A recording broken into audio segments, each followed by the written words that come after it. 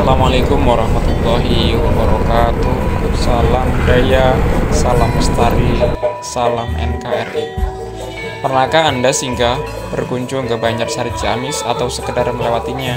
Daerah ini ternyata menyimpan banyak cerita masa lalu yang mungkin sudah dilupakan oleh sebagian besar warga Ciamis khususnya dan Jawa Barat pada umumnya. Selain jarang diungkap, penyebar luasan informasinya pun memang terasa masih minim dan nyaris tidak terdengar, sehingga masyarakat umumnya tidak mengetahui sejarah Banjarsari. Sebuah tulisan dari Kang Mustafid Saunggali yang terdapat di halaman ini akan menambah wawasan kita tentang riwayat daerah tersebut. Selamat menyaksikan. Pada tahun 1628, Sultan Agung menugaskan Dipati Ukur membantu pasukan Mataram menyerang Kompeni Bata III. Pasukan Mataram dipimpin oleh Tumenggung Bahureksa. Namun Bahureksa tidak mengadakan hubungan dengan Dipati Ukur.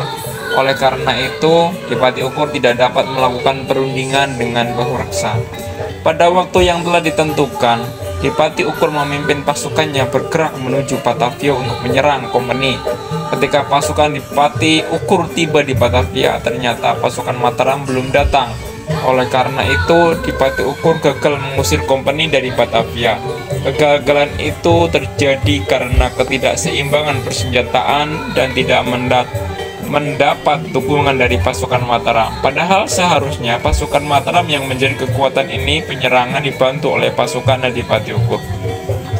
Atas kegagalan menjalankan tugas dari Raja Mataram, rupanya Dipati Ukur berpikir daripada ia menerima hukuman berat dari Sultan Agung, lebih baik ia tidak setia lagi terhadap Mataram. Dipati Ukur beserta sejumlah pengikutnya mengabaikan kekuasaan Mataram dan melakukan gerakan memberontak terhadap Mataram.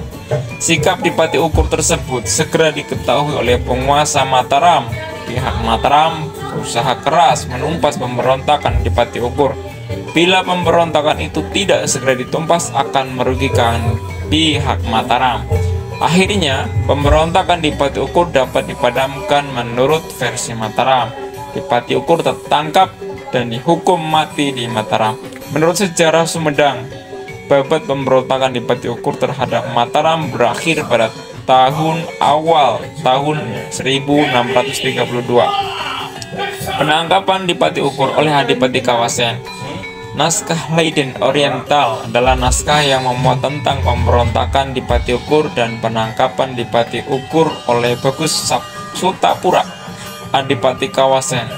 Naskah ini ditulis oleh Sukamandara yang pernah menjadi jaksa di Galuh. Peristiwa penangkapan Dipati Ukur oleh Bupati Kawasen ini menurut Profesor Dr. Emus Herman Sumantri terjadi pada hari Senin tanggal 1 bulan Jumadil Awal 1034 Hijriah sekitar pertengahan tahun 1632. Berikut adalah cuplikan naskah Leiden Oriental yang menceritakan tentang penangkapan Dipati Ukur oleh Adipati Kawasen yaitu Bagus Sutapura. Nuntan pada Guneman lan para bupati kabeh pada Angulati Serana kang badhe bisa nyekel Dipati Mongol punika.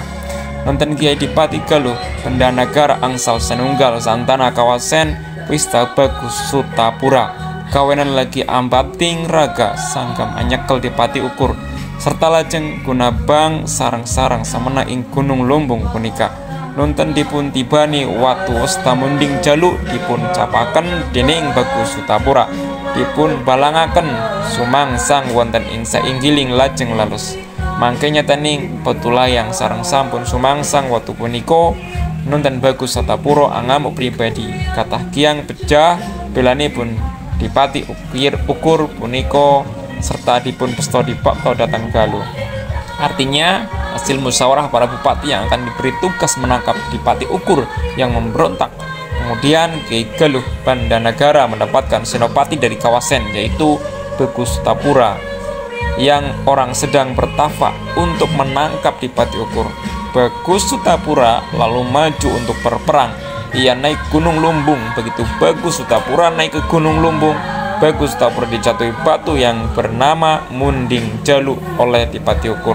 Batu itu kemudian ditangkap oleh Bagus Sutapura, kemudian dilemparkan dan menyangkut di pohon leles. Berhubung dengan ditangkapnya batu itu Munding Jaluk, maka tempat itu dinamakan Batu Layang. Kemudian Bagus Sutapura menyerang sendirian sampai pengikut Dipati Ukur banyak yang tewas. Akhirnya Dipati Ukur dapat ditangkap oleh Bagus Sutapura dan diikat kemudian dibawa ke Galuh. Sejarah Galuh yang disusun oleh Raden Padma Kusuma merupakan salah satu naskah yang memuat tentang penangkapan Dipati Ukur oleh Bagus Sutapura.